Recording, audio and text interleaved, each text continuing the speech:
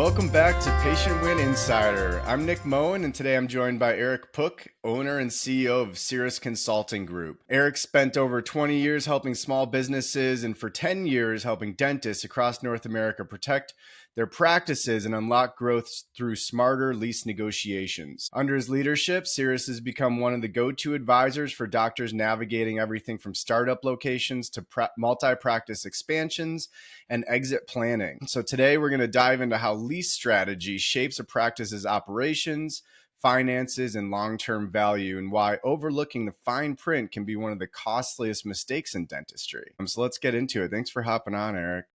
Thanks for having me, Nick. This is looking forward to it. Appreciate your time.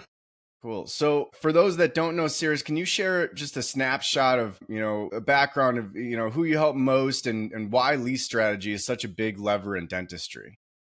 Yeah, it's funny. You still share this at all the different trade shows or lectures or CE courses we do. And it's sort of the most niche business that's almost ever existed.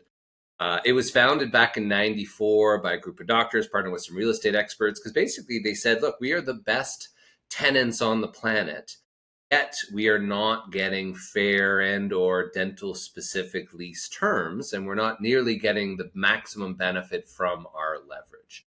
So since then, really, we have become the preeminent, really the only healthcare specialized tenant advisory and lease negotiation firm of our kind in North America. This is it. This is all we do. The big difference for us is we're never paid for by the landlord. So there isn't that inherent conflict of interest that, the more that you pay, the more the brokerage commissions, etc. So we've had the privilege now of, 32 years in business, 20,000 leases on file, 13,000 principally dental, as well as some medical and vet office lease negotiations. And it's unique because it's sort of this completely underlooked side. So as we talk about patient win and finances and whatnot, it's so interesting talking to doctors about their lease, because it sort of seems like, it's just this big thing that I've got to deal with and it's sort of a necessary evil. But at the same time, they'll beat up the dental supply companies to go from 5% of their revenue to 4.99% to negotiate on the cotton rolls and whatnot. Yet at the same point, their second biggest hit to overhead is their rent, is the lease. Yet when asking doctors, doctor, do you own or do you lease your space? Is your lease coming up for the next 2 years? And more importantly, what's your plan to renegotiate that lease? That's where Cirrus fits in, right? Is to help create a great strategy, ideally 2 years prior to the lease renewal or as early as possible for any new builds, expansions, relocations. And lastly, again, Cirrus really exists today because when you look at it from 10,000 feet, what we share with doctors and to your listeners as well is, doctor, you are the best tenant on the planet. I'm biased, of course, Nick, but you're the best tenant on the planet.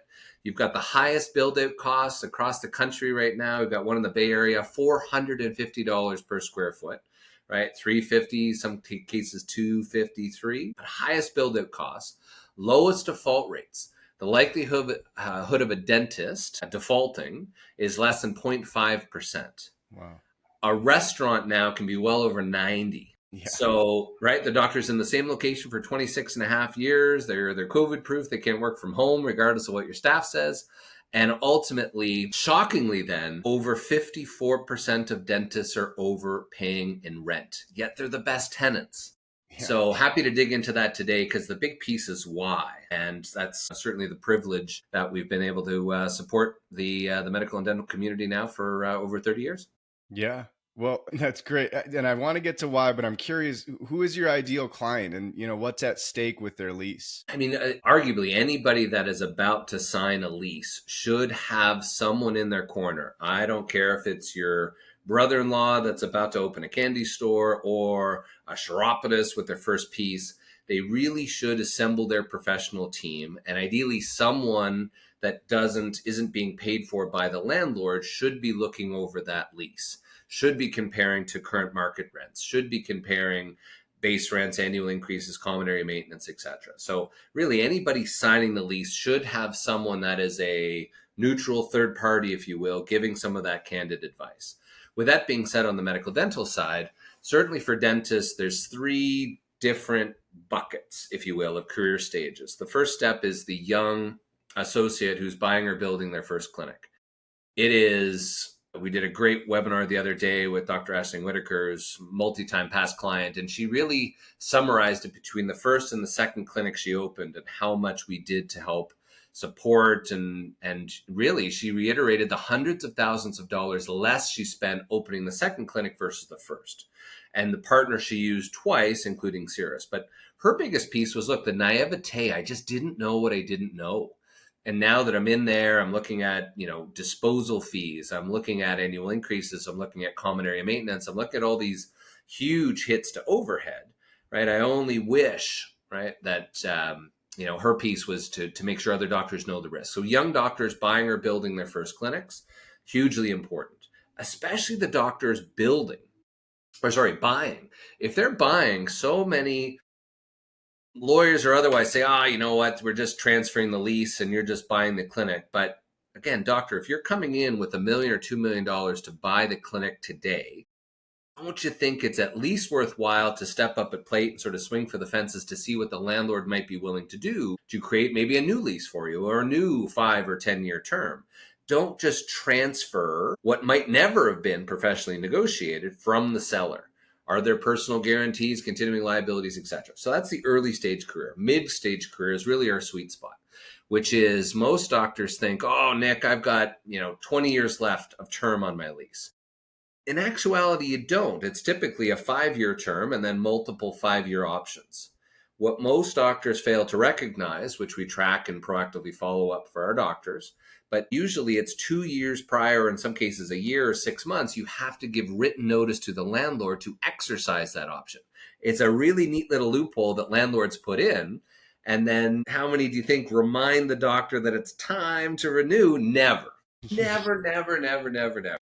So, and then of course, doctor, your remaining 2 or 3 5-year options have become null and void. Now it's an issue. The number one phone call we get is from a doctor that says, oh my God, Eric, I forgot to exercise my option. My landlord just gave me the details of how to return the keys in the next 3 months, and I don't know what to do. And then the landlord can put in demolitions, relocations, etc. So for any mid-career doctor, especially renewing every 5 years, in your contract, it states you must renegotiate with the landlord. You must negotiate that option in the next 5 years. So there's a lot of different strategies there, as well as any sort of relocations, renovations, or ultimately renewing every 5 years is key. And then the third bucket are transitioning doctors. And these days we work with tons of the practice brokers across the country. One of the biggest things, I did a webinar recently with Dr. Tom Schneider, who runs Henry Schein's team.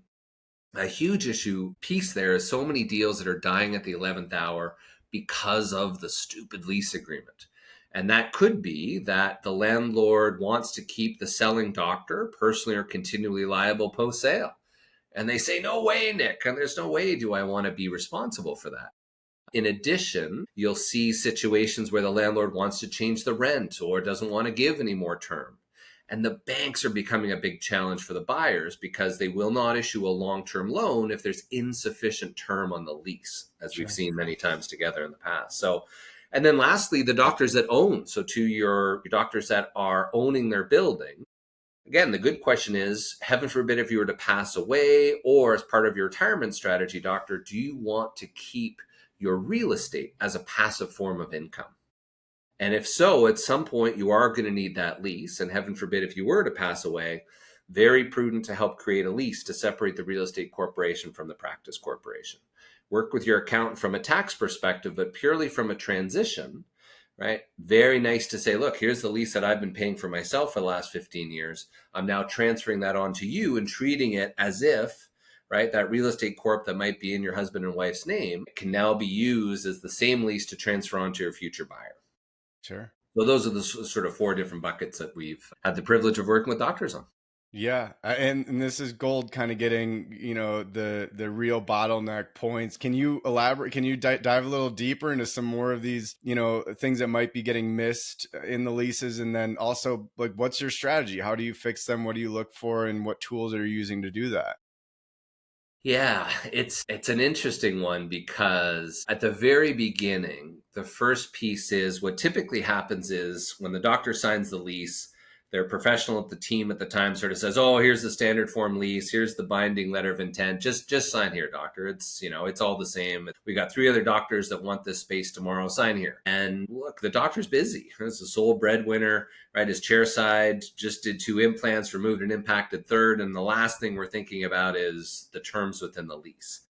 So, to start that piece off, the challenge today is still to this day, doctors are just focusing on the first half of the first page, right? Who do I write the check to? How much is the check for, right? And maybe how long am I committed to paying that check for? That's the first half of the first page. And as I ask doctors many times, have you looked at the other 57 and a half pages of other stuff hidden behind that first half of the first page? And, maybe not surprisingly, the vast majority of doctors said, yeah, I sort of looked through, or no, I never really read through it and I didn't really understand. And, my team said, hey, this is a great deal. And I just sort of signed it. So that ultimately is the first step where we're trying to scream from the rooftops just to make sure the doctor's got all the right information, right? That the doctor has had some sort of neutral third party to look at the lease, highlight certain components, which we do for our doctors, to look at the current lease, to look at the key terms, to look at the critical dates, to look at things like the option to renew deadlines. Did they sign it personally or in their corporation? One will ask many doctors that get referred to us, doctor, are you aware of the difference between having the lease in your name personally or with a jointly and severally liable with your spouse and or your corporation? And most doctors, well, maybe, but, can you help explain it? So that's really sort of the tip of the iceberg to then say, that's how this agreement is done. The other piece we remind the doctors is, look, you might think, hey, I signed the lease when I was in university or when I was going through dental school. And, the landlord can't do all these things to me. There's all these, regulations and protections for me as a residential tenant. Sure. Most don't realize that in commercial, that is a totally different world. Yeah. So our messaging is look, it is now between 2 different separate businesses. And as I joke, it is, the landlord is the world's oldest profession, the lord of the land. Yeah. And over the past few millennia, they found out ways to draw very, very landlord-friendly leases, most of which don't have what we refer to as dental-specific language, because it's written as if it's for the nail salon next door, the shoe store, or otherwise, not written for a multi-million-dollar dental clinic. So that's the first sort of aha moment is, I get it, right? In terms, to answer your question, the types of things that we touch on are, just like any good entrepreneur, what does it look like going in and what does it look like going out? Mm-hmm. So part of the pieces is, doctor, again, you are such a great tenant. Don't let anybody say, oh, I've got 3 more, and if you don't sign this immediately, I'm going to give it to the next dentist. Because 98% of the time, there isn't another dentist, certainly ready to sign right then and there. So our objectives are, first is let's look at all the financial pieces. And there's many different levers. Most doctors think of, oh, I'm going to renegotiate my rent. It's maybe term or it's just the base rent. Most wait for the landlord to come back and say, good news, you're only going from 35 per square foot to 40. Doctor says, oh my God, that's crazy. I think it's, 37, and then you end up at 38 and a half. That, right, is what most doctors think of as a lease renewal strategy. Sure. That, in our opinion, it's usually a 20 to 30, maybe 40-hour process through the back and forth, through the negotiation of some of these business clauses, to the educating the doctor about the specifics of the components of the lease, i.e., doctor, there's base rent, but again, the annual increase. Right? If the landlord is increasing it at a maximum of 4% or CPI, whichever is greater, right? That alone could be, tens, if not hundreds of thousands of dollars over the next 10, 15 plus years. So base rent, annual increase, things like common area maintenance. So many doctors think, oh, geez, I'm paying $20 base rent. I'm paying another 10 for my triple nets, right? Taxes, maintenance, and insurance. And then I get surprise bills at the end of the year because the landlord redid the roof or the parking lot, etc. So that is negotiable. There's a great blog post. We did a big thing with Oral Health Magazine. Part of it is, you've got all this great leverage. There's things of capping those annual increases as it pertains to the common area maintenance. You can, for example, exclude certain components. Why am I paying for some brokerage fee for a vacant space on the other side of the mall? Yeah. And or why am I paying 15% admin fee when 5% is much more reasonable? So base rent, annual increase, common area maintenance, fixturing. If you're spending money on the space or building at a new space, the goal is don't pay a penny of rent as you're building out that space, the actual fixturing piece, or up until the time they're up and running. In addition, then it's a question of free rent. And we did a deal recently. We secured a renewal, 10 years, and we got 10 months worth of free rent for that doctor. Wow. Which is certainly not the norm, but every year we can regroup with the doctor to say, hey, good news, right? Your January is coming in at $0. Right. So all of those key pieces, tenant improvement allowance, lastly, is unique. A lot of doctors think, gosh, why am I paying so much more than the tenant next door, Nick? And in many cases, I'll ask, doctor, did you take any money from the landlord when you opened up the clinic? And they say, yeah, funny you mentioned that. My broker said, or my landlord really was suggesting I take the 50 or 60 or $100,000 from the landlord to cover some of the build-out costs. Yeah. And then I say, okay, well, look, the landlord's not in the lending business, so be cautious, doctor. Typically what happens is if they're giving that 10, 20, 50, $100 per square foot, ceteris paribus, all things being equal, they're building that into your base rent or annual increase. So in many cases, the doctors take some of that tenant improvement allowance, and that's why they're paying such a high premium without knowing it. And then it becomes like the loan you can never pay off. So those are just some of the financial sides that we typically focus on, let alone all the other business clauses that are hidden in those extra pages as well. How are landlords responding to this pressure? I mean, is this something that doctors often can manage on their own, or is this, I mean, really, this is the expertise that Cirrus has? Everything is unique, right? We typically advise to our clients, landlords love dealing directly with the doctor because they can ramp up the emotion. They can, no, it's, it is what it is. Or, oh, no, it's very easy to, without proper help or representation, it's very easy for that landlord to sort of try to pigeonhole the doctor into a situation. Also, the doctors unknowingly, because, hey, I'm in between patients. I'm a nice guy. I hope my landlord's a nice guy or gal, right? I just want to have something fair. But in many cases, when the doctors reach out after they've run up against a brick wall, they've actually decreased the quantity of wins that we can typically get on the back end because the landlords either sort of painted them into a corner or the doctor shared too much, and it's just, created a different situation. So to answer your question, quite frankly, we actually strengthen the relationship with the landlord in most cases because, look at it from the landlord's perspective. 9 times out of 10, they're not dealing directly with the end tenant. It's typically, if it's a franchisee, it's the corporate person, or if it's a larger entity or otherwise, it's their in-house counsel or otherwise.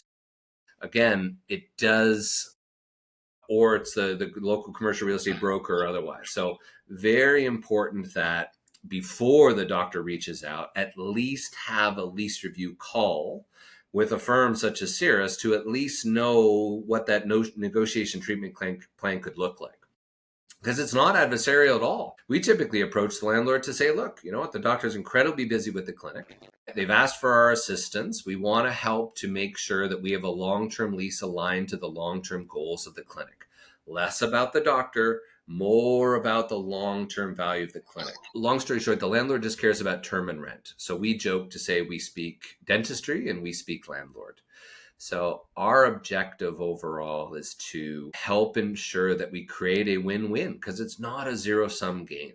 The landlord, trust me, with their mortgage rates and the interest rates and everything else going up, they would love to secure a new 10-year term with one of their best tenants that was, quite frankly, the only one who paid rent on time through all of COVID. Yeah, right. So we do create a good win-win. And then part of it as well, we get landlords referring us doctors. Wow. Because, yeah, I mean, if you look at it, if Dr. Nick was reaching out to the landlord and they said, oh, I want this, I want this, I want this, the landlord may come back and say, hang on a second. This is just so, we want to do a deal, but this is so far out of the usual realm of possibilities. is there someone that can help guide you in terms of what is fair, reasonable, and how we can sort of deal with the ebbs and flows of that negotiation? So, Yeah. and we actually have 5-star Google reviews from landlords for almost 500 5-star Google reviews now, perfect 4.9 out of 5.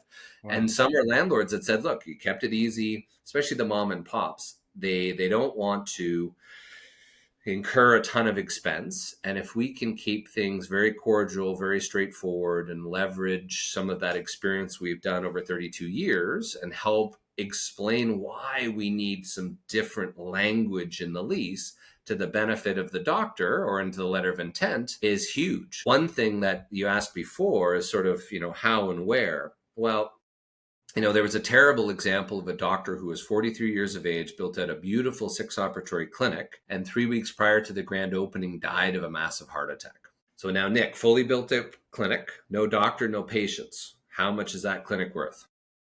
Yeah, I mean, not much, right? In reality, in this case, unfortunately, it came down to zero. Wow. Wow. The lending institution was backed up through the life insurance. But of course, then the spouse suddenly said, okay, this is devastating. The landlord went to her and then said, unfortunately, Mrs. Smith, per Article 76, subsection 2, this lease is binding to the successors, executors, heirs, etc. So unfortunately, Mrs. Smith, you're now responsible for the roughly $9,000 a month, increasing at 4% per year for the remaining 9.5 years on the lease. Oh. So, and then what happened was all the other doctors in the area knew the situation, were offering sort of pennies on the dollar to take over that lease, knowing full well the challenges. So the reason why I love doing great events like this and certainly partnering with Patient Win and Beyond is to make sure that we're sort of screaming from the rooftops so doctors realize that had they had some different dental specific help and guidance through this whole process, we could have added in with his broker or otherwise that dental specific death and disability clause. In essence, it's a termination right. It could have, which the landlord would have agreed to and probably wouldn't have cost the landlord a penny, but the landlord could have added that in, and it would have basically said, heaven forbid, if the doctor passes away, or like my godfather tore his rotator cuff golfing one day and had to sell quickly, couldn't practice wet finger dentistry anymore. The core component there is to make sure that the spouse could have had just a 2-month termination right. It would have been like a life insurance policy that didn't cost them a penny, but it could have added so much more protection to the doctor. Yeah. Another one on that same thing, another doctor in the Southeast US ran into a situation where he had died, right? Again, in the 40s, and died very, very suddenly within 24 hours, no previous symptoms, challenges, etc. To sell this $4 million clinic and assign the lease, the landlord had the right to say yes, to say no, or to simply terminate the lease just for asking to sell the clinic. Wow. Basically eliminating what would have been 100% of those practice sale proceeds. So, yeah, this is what we Sometimes do. the smallest words and phrasing in these contracts can change everything. Well, and I guess mostly we're looking at costs, right? I mean, aside from some of these caveats, but can a lease be seen as like a lever for growth in marketing, but maybe based on location? And how do you support that as like a tool for, for long-term growth based on, having a good lease in place, and how do you help them find the leases? Yeah, it's a good piece. So first on the marketing piece, we love working with companies like yours, looking at data, looking at AI, looking at things in new manners today, because part of our messaging is to say, look, how do we help to make sure that your location becomes one of your biggest assets, and don't let a great location be hampered by a boat anchor of a lease. So one of the key things that we always want to focus on specifically is to help make sure that it is the right space. Part of the data, I could actually probably share my screen, but we have all this great, not only proprietary data that looks at the thousands and thousands and thousands of recent deals we've done from Anchorage to Honolulu to Key West. So we can actually zoom in to Albuquerque and look at all the different deals or other leases we have on file. So as we help a new client, we have all the other comparables for other dental specific leases in that exact neighborhood, strip mall, right, city, etc. In addition, we have all the commercial real estate reports. So we use some incredible data from a company out of DC that gives an ungodly amount of data. When it sold, how much it sold for, is there a loan or mortgage on it, how many other lease premises does the landlord have, what do the demographics look like, rental rates, etc. But on demographics, to your point on the marketing, if the doctor's thinking of and loves doing prosthodontistry, if they love, doing crowns, bridges, etc., and they want to focus on a bit of the gray wave type of thing, then, let's not choose an area that is full of young families. Let's look at the demographics. Let's look at what that population looks like from 65 to 85 over the next 5 years within a 5 or 10 mile radius, and then target that accordingly. Wow. Vice versa, if I really want to do a lot of pedo type work, how many children between the age of 0 and 18 are estimated between now and 2029 type of thing. Yeah. So these are the type of details that we can pull up. Really? So that's sure in the program, that's data you can actively pull to help find these leases. Absolutely. Yeah, exactly. Insane. That's incredible. Well, and what about exit? Like eventually, right? I mean, most dentists go into practice for an exit at some point, right? I mean, how does a lease play into valuation or buyer confidence in? So transitioning is interesting. Transitioning, as I was saying before, it's the one piece that the doctors just cringe at the end. And unfortunately, a lot don't talk about. And it's because on the sale, typically the lease is the last thing to be dealt with, but it's also one of the two conditions of sale. So basically I want to buy your clinic, right? Typically I'll put in the offer, etc., and it'll be conditional upon obviously the financing as well as the successful assignment of the lease. Again, what's your clinic worth without the keys type of thing. So unfortunately now landlords are realizing this. Landlords are realizing that, hey, hang on a second. You are selling my space, I the landlord, and you are selling my foot traffic, not your patients, my foot traffic. Right. And you're getting how much? Yeah. So we saw last week, I saw language that basically stated that if, in consideration for the assignment and the landlord signing one piece of paper, transferring the lease from seller to buyer, it said in blank, I should pull it up, in plain English, that said, you owe me $50,000. No way. Wow. And what do you think the seller did? At the 11th hour, said, shoot, right? Instead of getting 1.2, right? They took that 50,000 off the top, and the whole time she said, shoot, I only wish I had better structured my lease in preparation for sale. So we're, again, screaming from the rooftops that if you are thinking of selling within the next 10 plus years, get your lease fixed now to minimize those surprises upon sale. Most doctors, over 90% of the leases, the selling doctor will remain as personally and continually liable post-sale, and they have no clue. So we're really trying to stretch and stress some of that importance to it. Yeah. If you'd like, if you've got a second, I might be able to share my screen. I don't know if this would work, and I'm pulling you off here, but just to show you, let me know if you can see it here now. Can you see my screen? Should show Albuquerque. Oh yeah, I want to see this. So I didn't want to take you, or for all of your drivers, don't zoom and drive. But what we're looking at here is just some of the commercial real estate data that meet certain criteria. So I'm looking for ground floor retail between 1,500 and 2,000 square feet that's in a shopping plaza / retail. So what we would do is, this is Albuquerque, which is where we've done a bunch of different courses over the years. And it does give us this type of, where we would look at this if a dental clinic was in it, or the doctor was looking at a second location.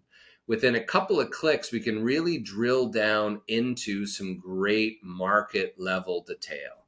So we can see when it was built. We can see the vacancy rates. We can, in some cases, see what other tenants are paying versus what it was listed as before. And then we can see all of this great ground floor square footage and or other premises that are currently for lease. Some doctors hate to know, gosh, I'm paying $22 per square foot per annum. Why are they advertising that vacant space next to me for, right, 15 per square foot. Some other neat pieces is, as we're advising a lot of our clients, we can actually do with technology now a lot of these neat 3D views. This just happened to be a random one I clicked on. Yeah, that's But this is cool. great as we work with their dental supply company, their contractor, et cetera, that from the coziness of their home on their admin day or otherwise, we can get a lot of good data. We can see how long it's been listed for. We can see what other deals we might have done with the landlord, pull up the brochures, et cetera, to be able to say, is this going to be a great, long-term home for you, doctor? Yeah. In addition, it's getting a good reflection of rents. Do you know if you're paying fair market rents or not? So we can see here, what are the vacancy rates? What have rents done in that specific submarket? If you were to leave, doctor, how long would it take the landlord to fill your space? Right now it's 12.8 months. So doctor, you have more leverage than you know. Take your monthly payment, multiply by 12.8, and that's how much it's worth for the landlord to keep you. Yeah. The other piece is data, and without getting too far offhand, but part of what we talk about with our clients is looking at this sort of data. And as we approach the landlords, and how we get a lot of wins are from that neutral third party. We can joke and say, doctor, look, or Mr. Landlord, look, we're born at night, just not last night. Here's the vacancy rates. Here's the trends. Here's a 10-year average of KPIs. And literally we've got just dozens and dozens and dozens and dozens and dozens of data points. So if the landlord says, oh, no, it's $30 a square foot, or in California, it's $4.50 per square foot, we can leverage this type of data to reinforce, right, and make sure we're not overpaying. Yeah. So you're able to save hundreds of kind of an exponential amount of money by making smart decisions with this data. And your team's completely intuitively, able to look with their experience, look at some of these data sets and make informed decisions on, how to support the clients then. Huh? Yeah, and it's when you talk about return on investment and how is there a return for our clients, I mean it's pretty easy to show that even a 0.5% reduction in their annual increase can save tens if not hundreds of thousands over the long term of the lease. And then lastly, back to the marketing piece, this is what I was referring to before is, hey, this one area in this west side of Albuquerque is estimated to go from 63,000 66,000 kids, right, between 2024 and 2029. Yeah. And if we want to do more pros, if we want to do more dentures, et cetera, the data then shows equally, we've got some good uptick here. But Eric, I want to focus on certain types of demographics, or we've helped a lot of doctors focus on, how many of the Hispanic Latino community can I target in this particular area for this particular building? And in this case, there's 31,930, right, within that 5-mile radius. So it sort of goes on and on. But in essence, this is the type of thing that you should be challenging your professional team to provide to you as part of your business plan, as part of your renewal, as part of your expansion. Don't just leap. Very nice to know that, hey, look, for your area in Albuquerque, within a 2-mile radius, the average spend on health and personal care is $336 million. Right. In 5 miles, it's 192. And then there's this neat little button here that goes from 2024 to 2029. So, wow. Doctor, what's your pathway, right? How can you work with Nick and some of the team? And how do we make sure we have the right number of operatories? And is this the right space for growth? Because your patient traffic should be increasing by 10% just via osmosis based on all the new people moving into the area. Yeah. Wow. Yeah, I mean, that's a game changer. Is this a tool? This is a proprietary tool to Cirrus. Then this is something that. So we've got twofold. I didn't show all the proprietary pieces, but we can actually zoom our own data through our Salesforce system to look at all the different pins on the map across Anchorage that I was referring to, and Key West and everything in between. That is some of our licensed software. So that is a huge expense to us. But we've got the top suite of solutions. So literally anywhere across the continent, we can have an amazing set of data. So let it be Duluth, Georgia, to, we did one in Nebraska the other day. That type of data is very helpful and does give us even down to the traffic patterns between, in this case, right, Interstate 40 and Louisiana Boulevard. We could tell had 11,155 traffic volume in the last study. Yeah, we pay an arm and a leg, but it does allow us a great opportunity to ensure that the doctor is empowered with the right data to make the right decisions at the right time. Yeah. Wow. So how do they find you? I mean, how what's the best way to reach out? Yeah, lots of different ways. We're all over the socials. Cirrus Consulting Group. Cirrus like the cloud. CIRRUS consultinggroup.com. Goes right to the main website. My direct line, and happy to include it in the show notes and whatnot. 647-789-3255 rings. The shoe phone, the office phone, and everything in between. And certainly info at cirrusconsultinggroup.com. CIRRUS again, consultinggroup.com. And then on all the socials and LinkedIn and all that sort of stuff. So yeah, we've had the privilege of this 32-year business as the current custodian, that we're here to look at things from a 10,000 foot view and to really take the stress off it.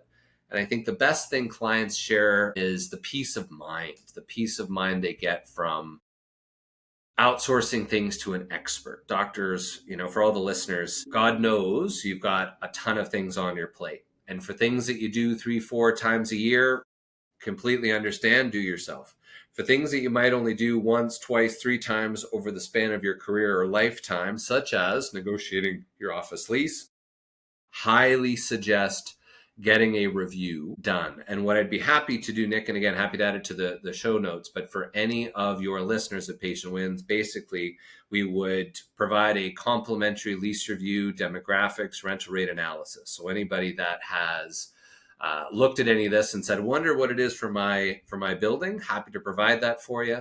If you're curious if you're overpaying in rent, we're happy to look through your lease to compare base rents, annual increases, common area maintenance, and overall help to make sure that you're not overpaying in rent and you don't have any of these sort of ticking time bombs that might be hidden in your lease agreement, that when it comes time to sell, the last thing you want is a gotcha or giving too much control to the landlord to potentially hold back or eliminate a big portion of those practice sale proceeds.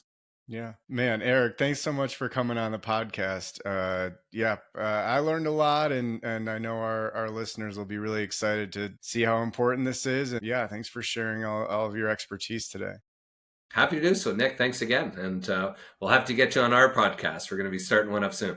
Sounds good. Thanks, Eric. Awesome.